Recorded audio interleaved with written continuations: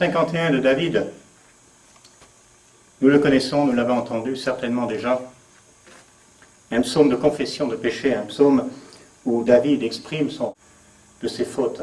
« Ô Dieu, fais-moi grâce selon ta bienveillance, selon ta grande compassion, efface mes crimes. Lave-moi complètement de ma faute et purifie-moi de mon péché. » Nous connaissons ce psaume, peut-être nous l'avons entendu, nous savons que David recherche le pardon de Dieu et David obtient ce pardon parce qu'il va devant Dieu, il cherche ce pardon.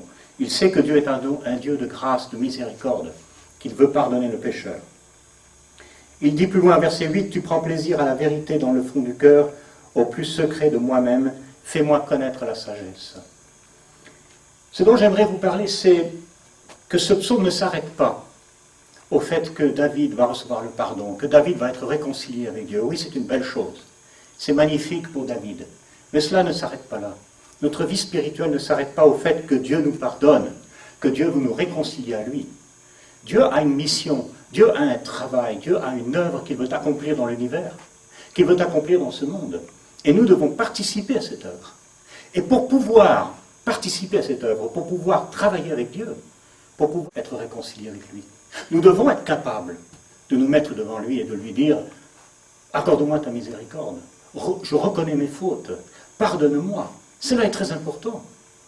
Cette œuvre, David la mentionne ensuite au verset 14 et 15, lorsqu'il dit « Rends-moi la joie de ton salut, qu'un esprit de bonne volonté me soutienne ».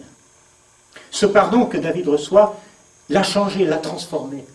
Lui qui était dans la peine et dans la tristesse parce qu'il portait le fardeau de ce péché, de cette faute terrible qu'il a commise avec Bathsheba, aussi en assassinant, faisant assassiner son mari Uriah. Et bien maintenant, il reçoit cette joie du pardon. Il dit « Rends-moi la joie de ton salut ». Il reçoit un esprit de bonne volonté. Parce que Dieu va maintenant parler à travers lui. Il dit au verset 15 « J'enseignerai tes voies à ceux qui se révoltent et les pécheurs reviendront à toi ». Il dit aussi au verset 17 « Ouvre mes lèvres, Seigneur, et ma bouche proclamera ta louange ». Voilà l'œuvre que Dieu veut accomplir dans la vie de David. Parce que David sera un prophète. David sera pas simplement un roi. Si nous nous souvenons de David comme roi, c'est une bonne chose. Mais ce n'est pas ce qui nous fait vibrer, ce n'est pas ce qui nous touche dans la vie de David. Ce qui nous touche, ce sont ses psaumes. C'est cette louange qui vient de son cœur. C'est cette œuvre qu'il accomplit à travers les psaumes, encore de nos jours, de reconnaître la bonté de Dieu, sa miséricorde et sa grâce. C'est ce partage que nous recevons de David, encore aujourd'hui. C'est cette bonne nouvelle qu'il a été pardonné, qu'il a été sauvé, et qu'il partage avec nous aujourd'hui.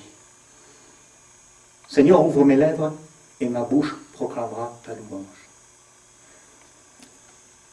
Le Seigneur nous appelle à partager avec les autres cette bonne nouvelle.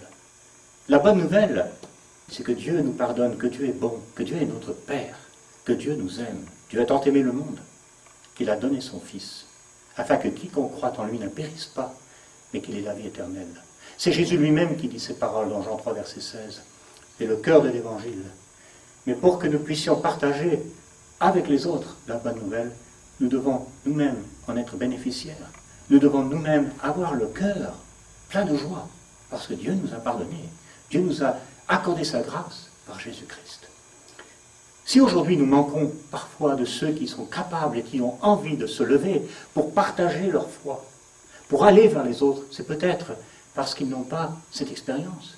C'est peut-être qu'ils n'ont pas reçu cette grâce ou qu'ils n'ont pas cherché cette grâce. C'est peut-être qu'ils n'ont pas compris que la bonne nouvelle est pour eux.